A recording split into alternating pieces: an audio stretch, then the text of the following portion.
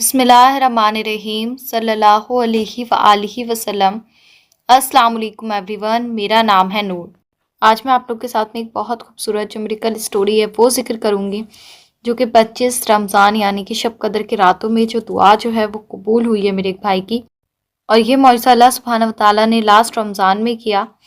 یہ بھائی بتاتے ہیں کہ اللہ سبحانہ وتعالیٰ نے 1.25 درود رحمت، درود ابراہیم اور استغفر اللہ کے پڑھنے سے ان کی تقدیر کو بدل دیا، اور اللہ سبحانہ وتعالیٰ نے ان کی دعا کو قبول فرمایا۔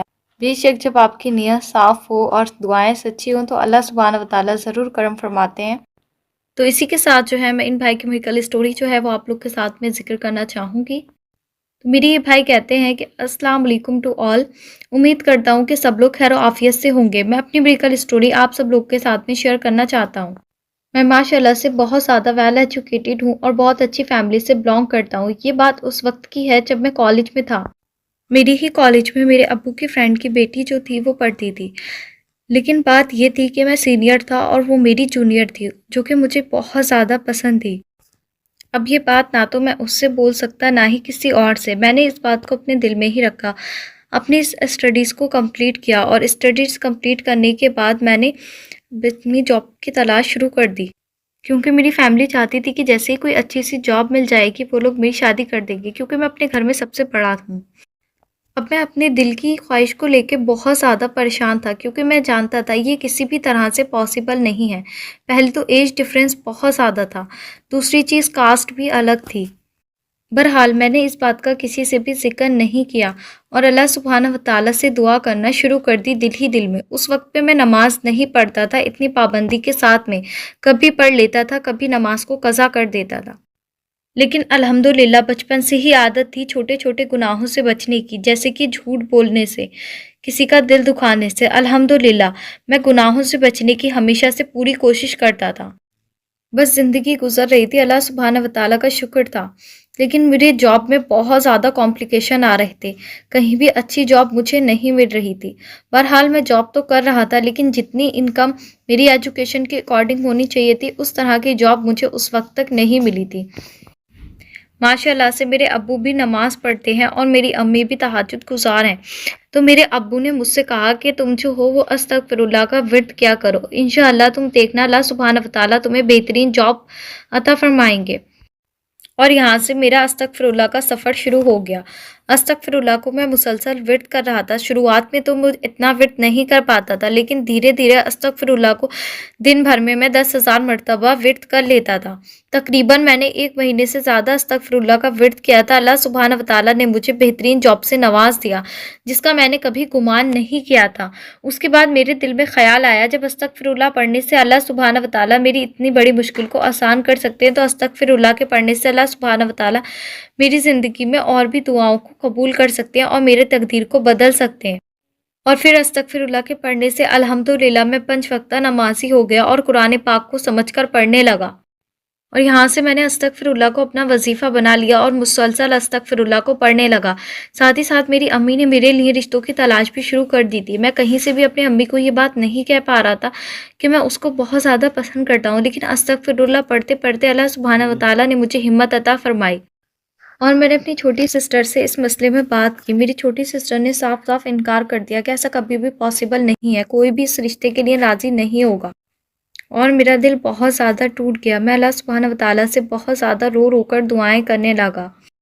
بس وہ دن ایسا تھا میرے اوپر سب سے زیادہ بھاری کہ میرا کہیں بھی دل نہیں لگ رہا تھا، مجھے سکون نہیں آ رہا تھا، کہیں بھی مجھ سے برداشت نہیں ہو رہا تھا، اور میں بس روئے جا رہا تھا اور اللہ پاک سے دعا کرتا جا رہا تھا۔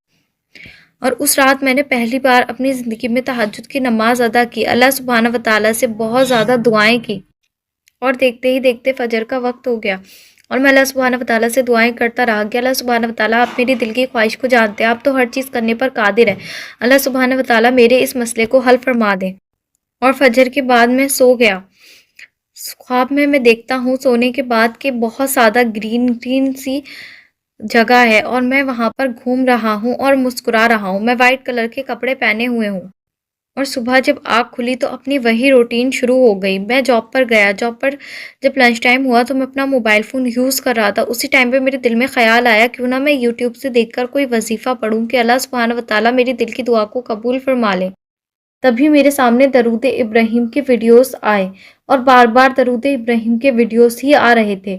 मैंने फिर उसके बाद दरूद इब्राहिम की मिरेकल स्टोरीज सुनी और मैंने डिसाइड किया कि मैं दरूद इब्राहिम को पढ़ूंगा और मैंने दरूद इब्राहिम को पढ़ना शुरू कर दिया। दरूद इब्राहिम पढ़ने के फ़ौरन बाद ही जो था आपका वीडियो मेरे सामने आ गया, उसी के बीच में जो था 1.25 लाख दरूद पाक का वजीफ़ा। तो मैंने दरूद रहमत को पढ़ना शुरू कर दिया।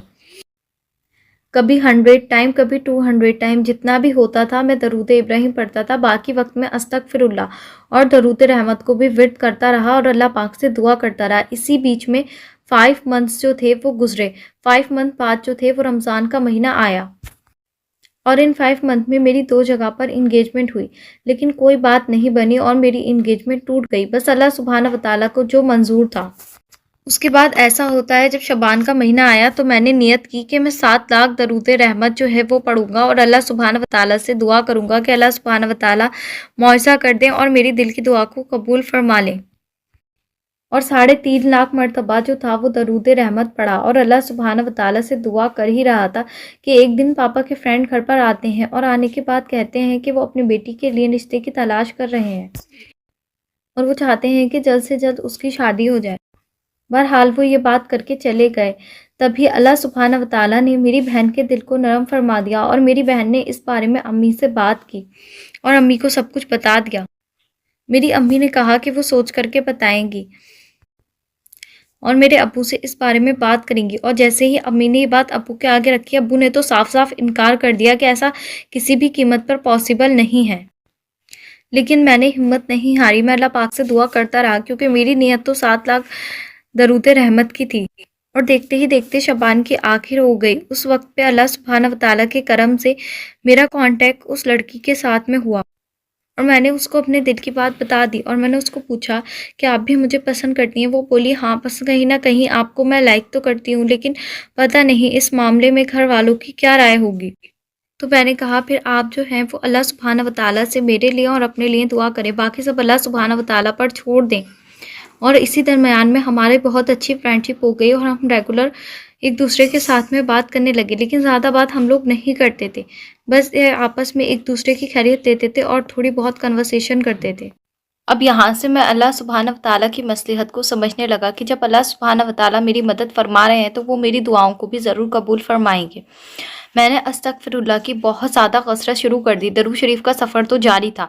दरूद इब्राहिम भी मैं ज़रूर पढ़ता था दिन में, चाहे मैं एक तस्बीह पढ़ूँ या 11 मरतबा। अगर मुझे वक्त नहीं भी मिलता था तो मैं अपने बेड पे लेटे लेटे दरूद इब्राहिम की एक तस्बीह लाजमी पढ़ता था और अल्लाह सुब्हाना व तआला से इस तरह से दुआ करता था कि अल्लाह सुब्हाना व तआला मेरे अम्मी अब्बू के दिल को नरम फरमा दीजिए और मेरे हक़ में बेहतरी के साथ यहाँ पर आसानी फरमा दीजिए।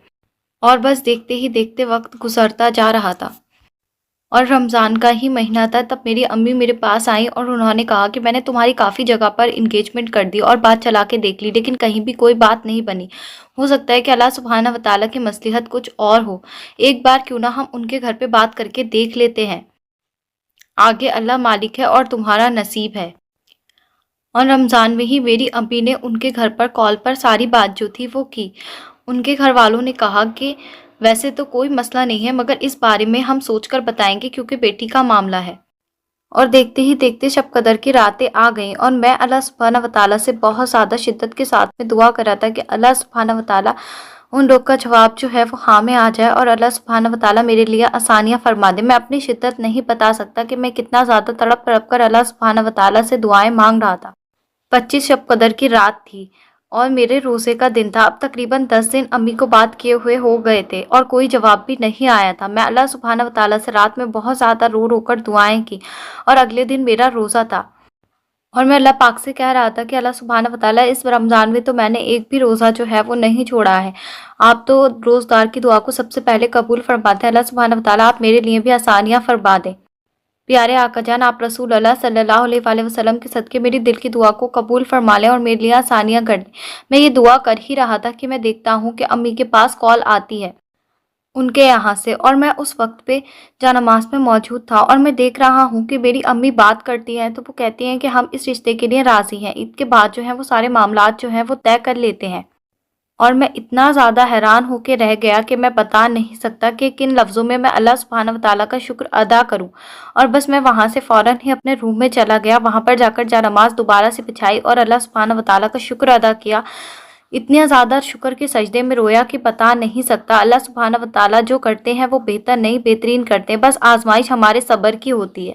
میں نے اس رشتے کے لیے تقریباً 6 سال جو ہے وہ صبر کیا۔ کبھی کبھی نصیب میں بہت زیادہ دیری ہوتی ہے، لیکن اللہ سبحانہ وتعالیٰ کی دیر میں بھی ہماری خیر چھپی ہوتی ہے۔ جب اللہ سبحانہ وتعالیٰ نے مجھے نوازنے پر آئے تو اللہ سبحانہ وتعالیٰ نے اتنا زیادہ نوازا کہ میں الفاظوں میں انہیں بیان نہیں کر سکتا۔